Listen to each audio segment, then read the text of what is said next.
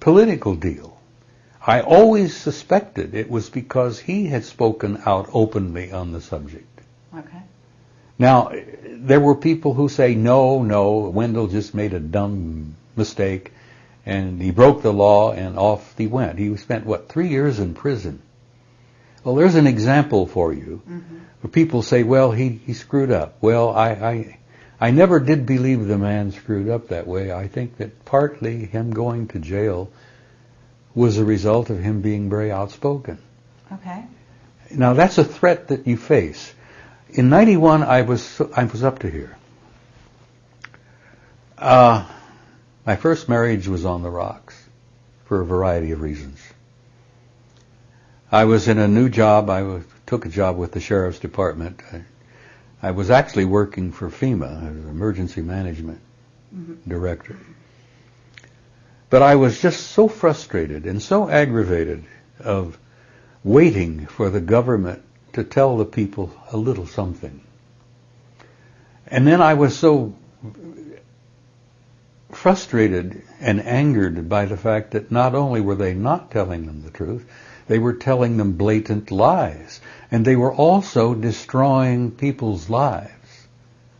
There were people who had contacts, who the government would place in what they called, what is it, the police put you in protective custody? Well, not just custody. They A create safe a whole house? new life for you. Oh, yeah, okay. I had seen examples of military families' lives destroyed because someone... the person spoke out? a pilot would come back from a mission, and before they got to him, he said something to somebody. My God, you should have seen what I saw up there. There was this damn ship flying along beside me, and there were faces at the windows looking at me. And this went public. And this poor son of a bitch, they took him and sent him to Kwajalein, I believe. Some tiny little atoll in the middle of the Pacific where you can't take your family. And he went off to Kwajalein for God knows how long, away from his family, because he said one thing. I learned all these things. It struck me that this was not fair, this was not right, that no government, damn it, has the right to do that to people, and I came out of the closet in a big way. Right. Not only did I share everything I learned at SHAPE in the study, the assessment, which in itself is dynamite, but the real dynamite is all the stuff I've learned since. And I learned even after I retired from the Army in '76, I still had a clearance. I worked for FEMA. I got the equivalent of a master's degree in emergency management at the Institute in Emmitsburg, Maryland. Okay, but they didn't come get you and send you off to Siberia. No, they didn't, because once I opened my big yap, I had people come to tell me that, Bob, that's your only defense. That's the only security you got. Keep talking.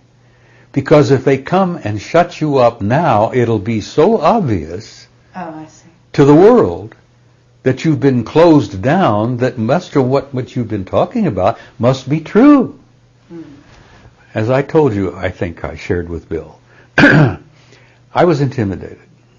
I had phone calls on people who wouldn't identify themselves, male voices saying, don't you think you've talked about this just about enough? Why don't the hell time for you to shut up? Who's this? Never mind. Keep your damn mouth shut on this. Click. I had a number of those. I had a little house in Tucson in a cul-de-sac. I lived there. I bought it years ago. Bought it in 60-something. I'm sitting there one day reading or whatever, and I hear a very distinctive sound. I knew a helicopter. I know the sound of a Huey because I'd been in Vietnam. Okay. And the Huey has a distinctive sound all of its own. And I thought, is it passing over? And it kept, and the damn thing was sitting over my house. So I go out the door into the driveway and I look up and there's this totally black Huey type helicopter not more than 100 feet above my house, violating FAA rules, totally violating the rules, but the damn thing was sitting up there, and there was not a marking on it, not one mark on it. It was totally black, and that was a violation of FAA, Now, these guys violate the law all the time. Mm-hmm. And I stood out there, and I thought, who the hell are you? And I looked up and studied it, and there was this big, circular, glassy apparatus on the bottom of this thing. It was part of the aircraft. And I concluded later that it was probably one of those 360-degree windows. Mm-hmm. And there were probably guys sitting in there looking at me down through this glass.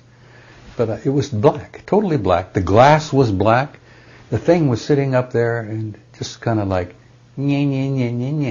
that.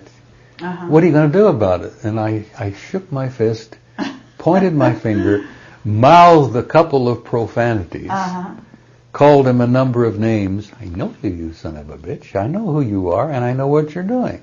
Okay. And about the time I really am giving them hell, I'm sure they thought, all right, we've got his attention. Off it went.